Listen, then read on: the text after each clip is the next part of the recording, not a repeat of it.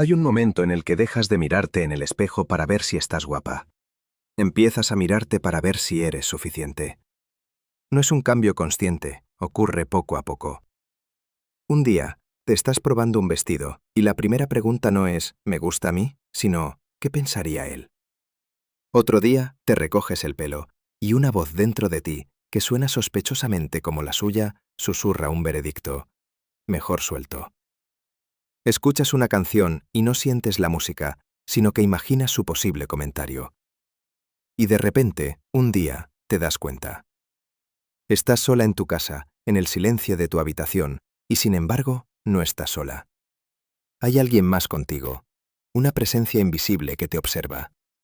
Un juez silencioso que evalúa cada uno de tus gestos, cada palabra que no dijiste, cada decisión que tomaste. Y ese juez tiene su rostro. Su mirada, real o imaginada, se ha convertido en un tribunal portátil que llevas a todas partes.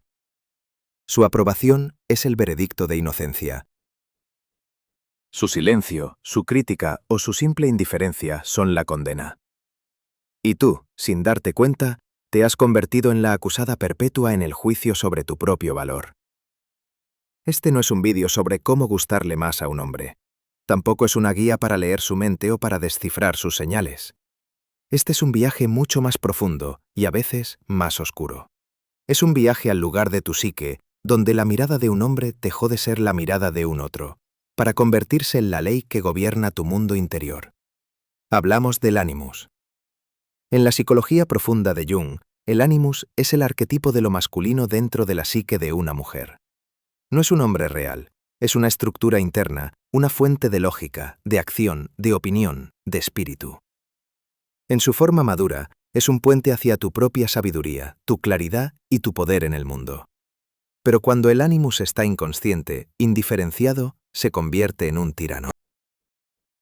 Y a menudo, para manifestarse, toma prestado el rostro de un hombre significativo en tu vida. El padre, un mentor, o más comúnmente, el hombre que ocupa un espacio emocional central. Cuando esto ocurre, su opinión se convierte en tu verdad. Su gusto se convierte en tu estética. Su aprobación se convierte en tu permiso para existir. Y su ausencia de aprobación no se siente como una simple diferencia de opinión. Se siente como un aniquilamiento. El cuerpo lo sabe antes que la mente. Lo sientes como un nudo en el estómago cuando vas a publicar una foto, pensando en si él la verá. Lo sientes como una oleada de calor y vergüenza cuando cuentas una anécdota en un grupo y él no sonríe. Es la tensión en tus hombros mientras esperas una respuesta a un mensaje que te atreviste a enviar. Un mensaje donde mostraste una parte vulnerable de ti. La espera no es por el contenido de su respuesta. La espera es por el veredicto. ¿Hice bien? ¿Fui demasiado intensa? ¿Parecí estúpida? ¿Sigo siendo digna de su interés? Su respuesta, o la falta de ella, no es comunicación. Es la sentencia del juez. Este mecanismo es increíblemente sutil porque se disfraza de amor, de interés, de simple deseo de gustar. Te dices a ti misma que es normal querer agradar a la persona que te importa. Pero hay una línea muy fina entre el deseo de compartir tu luz y la necesidad de que su mirada la valide para que tú misma puedas verla. Cuando su mirada se convierte en tu juez interior, dejas de habitar tu propio cuerpo. Empiezas a observarlo desde fuera, con sus ojos. Te mueves como crees que a él le gustaría que te movieras. Hablas usando palabras que crees que él encontraría inteligentes. Silencias las partes de ti que temes que él podría juzgar como demasiado emocionales, demasiado complicadas, demasiado necesitadas. Te conviertes en una actriz interpretando el papel de la mujer que él podría amar, y olvidas por completo el guión de la mujer que ya eres. Y el agotamiento de esa actuación es profundo. Es un cansancio del alma, porque requiere una vigilancia constante. Cada momento del día se convierte en una preparación para un examen que nunca llega, dictado por un profesor que ni siquiera sabe que lo es. Y lo más doloroso de este mecanismo es que te roba la espontaneidad, te roba la alegría de ser simplemente tú. La risa que es un poco demasiado escandalosa, la opinión apasionada que no es popular, el día que decides no maquillarte porque no te apetece. Todo pasa por el filtro de su posible juicio. ¿Qué pensaría si me viera así? Y lentamente, tu vida deja de ser tuya. Se convierte en una ofrenda constante en el altar de su aprobación. Si reconoces la voz de este juez interior, si sientes ese tribunal silencioso dentro de ti, puedes dejar una palabra en los comentarios. Una palabra que lo nombre. Juez, mirada, eco, o la tuya. No para que él la vea, sino para que tú empieces a ver el mecanismo con claridad. El proceso por el cual el animus se apropia de la mirada de un hombre es casi siempre inconsciente. No es una decisión que tomas. Ocurre en el espacio donde tu necesidad de validación externa es más grande que tu fuente de validación interna. Si en tu historia personal, el amor, la seguridad o el reconocimiento estuvieron condicionados a cumplir ciertas expectativas, eres especialmente vulnerable a este tipo de proyección. La psique, en su intento de sanar esa herida original, busca una figura externa que finalmente le otorgue el veredicto que siempre ha anhelado. Eres digna, eres elegida, eres suficiente. Y proyecta esa autoridad en él. Entonces su comportamiento se magnifica. Un simple «buenos días» se analiza como una señal de que todo va bien. Un mensaje sin un emoticono se interpreta como un signo de distancia. Su cansancio se convierte en un rechazo personal. Su vida, sus estados de ánimo, sus problemas, dejan de ser suyos y se convierten en un reflejo directo de tu valor. Te encuentras en un estado de hipervigilancia emocional, tratando de leer las hojas de té de su comportamiento para saber cómo sentirte contigo misma hoy. Y esto te desconecta de tu propia realidad. Quizás tuviste un gran día en el trabajo, pero si él está distante por la noche, tu éxito se desvanece. Quizás te sentías radiante, pero un comentario ambiguo suyo es suficiente para hacerte sentir invisible. Este juez interior no solo critica, también idealiza. Pinta un retrato de él como el portador de una verdad superior. Su gusto musical es el bueno, sus opiniones políticas son las correctas, su forma de ver la vida es la profunda. Y en esa idealización, tú te colocas automáticamente en una posición inferior. Empiezas a dudar de tus propias percepciones, de tus propios gustos, de tu propia inteligencia. Si a él no le gusta esta película, quizás es que no es tan buena como yo pensaba. Si él no entiende mi punto, quizás es que no lo expliqué bien. La responsabilidad siempre recae en ti. Si hay una desconexión, es porque tú fallaste. Si hay silencio, es porque tú no fuiste lo suficientemente interesante para inspirar una conversación. Nunca se te ocurre que quizás él simplemente está ocupado, o es emocionalmente limitado, o simplemente no es tan profundo como el retrato que tu animus ha pintado de él. Porque admitir eso sería demasiado aterrador. Si él no es el juez supremo, entonces ¿quién dicta la sentencia? Si su validación no es el premio final, entonces ¿dónde reside tu valor? La psique se aferra a la estructura del juicio, incluso si es dolorosa, porque la alternativa, la ausencia de un juez externo, se siente como un vacío insoportable. Se siente como si tuvieras que construir tu propio trono, tu propio tribunal, y dictar tu propia sentencia. Y esa es una responsabilidad que durante mucho tiempo parece demasiado grande para asumir. Imagina esta escena. Estás en una cena con amigos, y él también está allí. La conversación fluye, la gente ríe. Por un momento te relajas, te sientes tú misma. Cuentas una historia, haces una broma, y por un instante olvidas que estás siendo observada. Pero entonces lo ves a él al otro lado de la mesa, escuchando atentamente a otra mujer. Ella habla con una calma que a ti te parece inalcanzable. Él asiente, sonríe, hace una pregunta inteligente. Y en ese preciso instante, el mundo se detiene.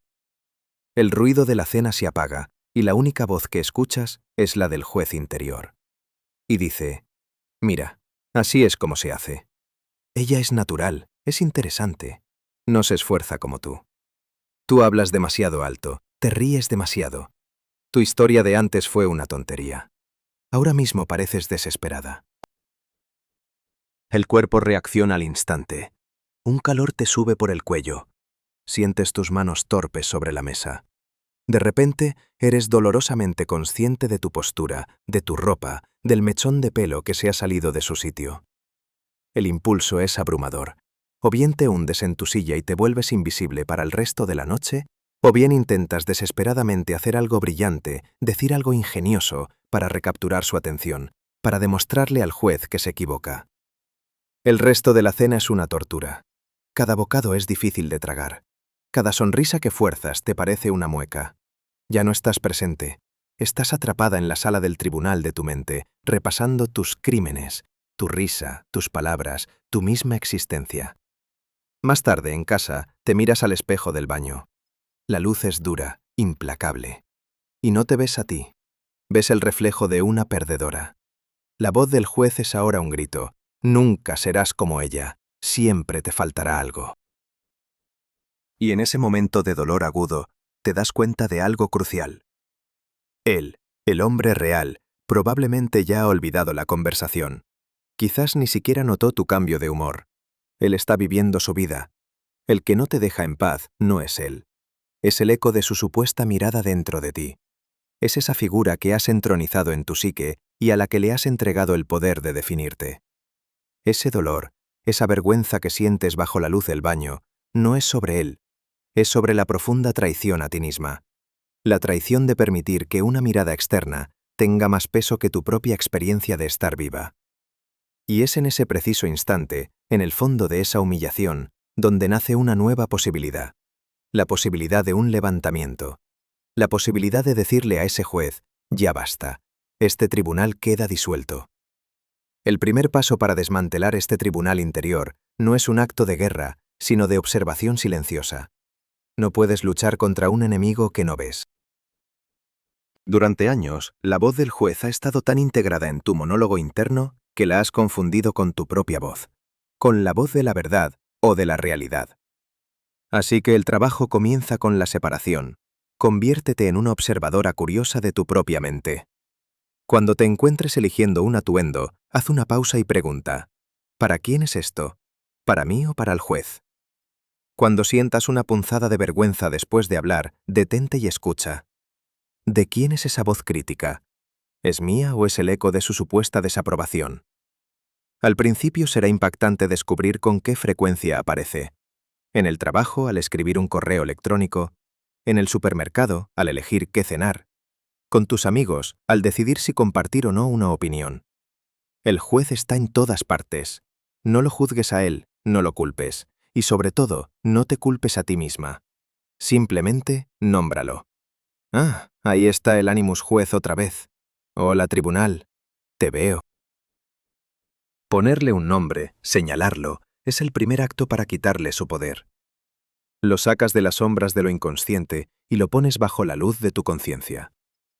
Una sombra, cuando se ilumina, pierde su capacidad de aterrorizar. El segundo paso es devolverle a él su humanidad y a ti tu autoridad. El hombre real, de carne y hueso, no es el Dios omnisciente que tu Animus ha creado. Es solo un hombre, con sus propias inseguridades, sus propias proyecciones, sus propias limitaciones. Su opinión sobre tu vestido, tu trabajo o tu alma no es un hecho universal. Es solo eso, su opinión. Una entre miles de millones. Empieza a practicar un pequeño ejercicio de disociación. Cuando el juez interior te diga, a él no le gustaría esto, responde internamente. Puede que al hombre real no le guste, y eso está bien. Él tiene derecho a su gusto, pero yo tengo derecho al mío, y hoy elijo el mío. Esto no es un acto de agresión o de desafío hacia él, es un acto de lealtad hacia ti. Estás retirando tu proyección. Estás dejando de pedirle a él que sea el portador de tu valor. Estás empezando a reclamar ese rol para ti. Y esto nos lleva al tercer y más crucial paso, la construcción de tu propia mirada. La mirada soberana. Durante todo este tiempo, el asiento del juez en tu psique ha estado ocupado por un fantasma. Ahora tienes que ocuparlo tú. Esto significa empezar a preguntarte activamente, ¿qué pienso yo? No como una reacción a él, sino como una investigación genuina. Mírate al espejo y en lugar de escanear tus defectos a través de sus ojos, intenta verte con curiosidad. ¿Qué ves? ¿Ves cansancio? ¿Ves fuerza? ¿Ves una tristeza que no habías notado? ¿Ves el brillo de una idea nueva? Empieza a validarte a ti misma por las cosas que el juez ignora. Valida tu esfuerzo, aunque el resultado no sea perfecto. Valida tu valentía al ser vulnerable, aunque no hayas recibido la respuesta que esperabas. Valida tu intuición, aunque la lógica del juez te diga que es una tontería. Conviértete en tu propia testigo compasiva. Cuando te equivoques, en lugar de la flagelación del juez, ofrécete la comprensión que le ofrecerías a una buena amiga. Está bien, te equivocaste. Fue doloroso. ¿Qué aprendiste? ¿Cómo podemos hacerlo mejor la próxima vez? Este proceso es lento. Es como construir un músculo que nunca has usado. Al principio la voz del juez seguirá siendo más fuerte. Pero con cada acto de autoobservación, con cada elección consciente de tu propia perspectiva, con cada pequeña validación, tu propia voz se hará más clara. El trono del juez empieza a tambalearse, y tú empiezas a sentir algo que habías olvidado, el suelo firme bajo tus pies. La sensación de que tu valor no es algo que se debate en un tribunal externo, sino algo que reside, incondicionalmente, dentro de ti.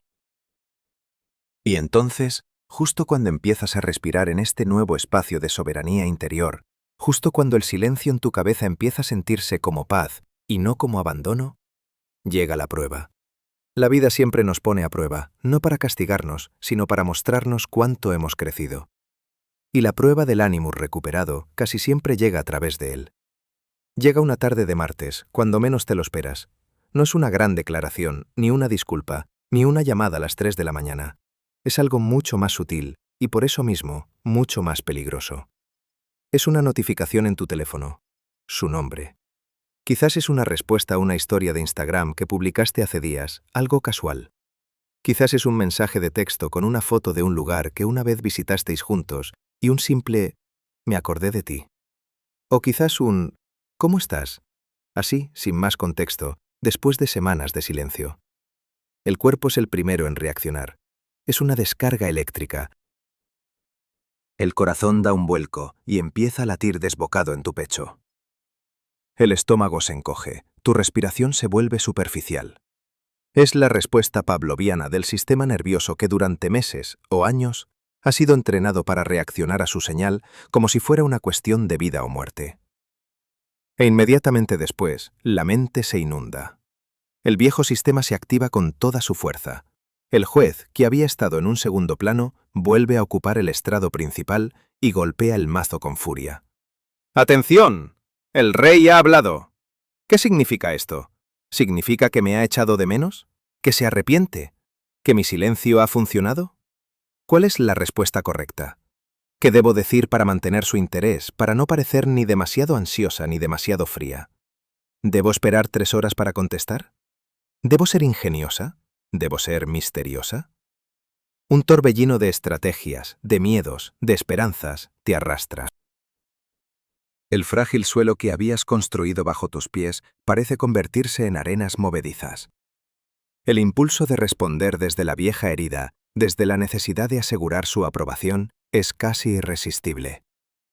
Quieres demostrarle que eres inteligente, que estás bien sin él, pero que aún te importa, que eres la opción correcta. Quieres ganar. Pero entonces algo nuevo ocurre. En medio de la tormenta, una pequeña parte de ti, la observadora que has estado cultivando, permanece en calma. Y dice, espera. No es una orden, es una invitación. Una invitación a no reaccionar, a no dejarte llevar por el pánico, a simplemente respirar. Y lo haces. Inhalas. Exhalas. Sientes el latido frenético de tu corazón, pero ya no te identificas con él. Lo observas. Sientes la ansiedad en tu estómago, pero la miras con curiosidad, como a una vieja amiga que ha venido de visita. Reconoces el patrón. Ah, aquí está, la vieja urgencia. La necesidad de que su mensaje signifique algo sobre mí, el miedo a dar el paso en falso. Y en lugar de saltar a la acción, te haces la pregunta que nunca antes te habías hecho en esta situación. Independientemente de lo que él quiera decir, ¿cómo me siento yo ahora mismo? ¿Y qué necesito yo para mantener mi paz? La respuesta llega desde un lugar más profundo que la mente estratégica. Sientes una profunda fatiga. La fatiga de años de juegos, de análisis, de vivir pendiente de un veredicto. Y lo que necesitas no es su aprobación. Lo que necesitas es tu propia serenidad. Dejas el teléfono a un lado, no como una táctica de poder, no para castigarlo o hacerlo esperar. Lo dejas a un lado porque tu paz interior se ha vuelto más importante que su validación inmediata. Vas a la cocina, te preparas un té. Miras por la ventana, sientes el aire en tu piel. Vuelves a tu cuerpo. Vuelves a tu vida, que seguía existiendo un minuto antes de que su nombre apareciera en la pantalla. Cuando finalmente decides responder, horas más tarde o incluso al día siguiente, la respuesta nace de ese lugar de calma. Es simple, es honesta. No es fría, pero tampoco es efusiva. Si te preguntó cómo estás, respondes: estoy bien, gracias. Espero que tú también lo estés. No añades preguntas desesperadas para mantener la conversación. No intentas ser brillante. Simplemente respondes. Y entonces ocurre el verdadero milagro. Después de enviar el mensaje, no te quedas pegada a la pantalla, esperando su respuesta como si fuera el aire que respiras. Vuelves a dejar el teléfono y sigues con tu vida. Porque la victoria no era recibir su mensaje. La victoria no es si él responde de nuevo o no. La victoria fue ese espacio de tiempo entre el estímulo y tu respuesta. Ese momento en el que, por primera vez, no dejaste que su mirada, real o proyectada, dictara tu reacción. Ese momento en el que elegiste tu paz por encima de su aprobación. Has pasado la prueba. No para él, para ti. Y en ese momento, el juez interior no desaparece, pero su voz se vuelve un susurro. El mazo ha perdido su poder. Porque has descubierto que la única sentencia que importa es la tuya. Superar la primera prueba no significa que el juez haya desaparecido para siempre. Significa que has demostrado a ti misma y a tu psique que existe otra forma de vivir. Que es posible recibir un estímulo del exterior sin que se convierta en un referéndum sobre tu valor. En los días y semanas que siguen, notarás cambios sutiles. Un día te encontrarás cantando en el coche y te darás cuenta de que no te preocupa si alguien te oye. Otro día te pondrás ese color de labios brillante que siempre te gustó, pero que pensabas que a él le parecería demasiado, y te sentirás poderosa, no expuesta. La conversación con el espejo por la mañana cambia. Ya no es un interrogatorio, es un encuentro. Empiezas a verte con una amabilidad que te sorprende. Ves las líneas de cansancio alrededor de tus ojos y no las juzgas como un defecto, sino como un testimonio de tu resiliencia. El ánimus, esa energía interior, no ha sido destruida. Ha comenzado su proceso de integración. Al quitarle la máscara de él, le permites convertirse en lo que realmente es, una parte de ti. La voz crítica y punzante empieza a transformarse en una voz de discernimiento. Ya no dice, eres estúpida, sino que pregunta, ¿es esto realmente sabio para ti? Ya no susurra, no eres suficiente, sino que te advierte, cuidado, esta situación no se siente segura. Se convierte en tu aliado, no en tu carcelero. Es la parte de ti que te ayuda a poner límites claros, no por frialdad, sino por autorrespeto. Es la parte de ti que te impulsa a perseguir tus propias metas, no para impresionarlo a él, sino por la pura alegría de tu propia expansión. Es la claridad que te permite ver a los hombres, incluido a él, no como jueces o salvadores, sino como seres humanos, con su propia luz y su propia sombra. Puede que él vuelva a escribir, o puede que no. Pero te das cuenta de que esa pregunta, que una vez fue el centro de tu universo, ha perdido su urgencia. Si vuelve a aparecer con una intención clara, madura y respetuosa, podrás encontrarlo desde un lugar de igualdad, no de necesidad. Podrás evaluarlo tú a él, no con juicio, sino con discernimiento. ¿Aporta paz a mi vida? ¿Respeta mi soberanía? ¿Está dispuesto a construir algo real? Y si no vuelve, o si vuelve con la misma ambigüedad de siempre, sentirás una serena tristeza, pero no la aniquilación de antes. Porque su ausencia ya no crea un vacío en ti. El espacio que él ocupaba ahora está lleno de tu propia presencia, de tu propia voz, de tu propia mirada. El camino para recuperar la mirada soberana es un retorno a casa. Es el acto de reclamar la autoridad sobre tu propia vida, tu propia belleza, tu propia verdad. Es dejar de buscar en los ojos de un hombre el permiso para ser quien ya eres. El juez nunca tuvo un poder real.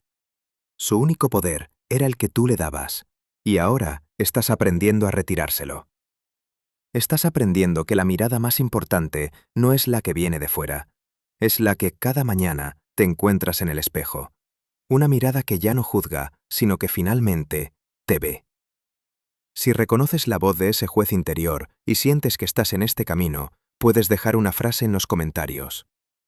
Una frase para la parte de ti que está aprendiendo a ser su propia autoridad.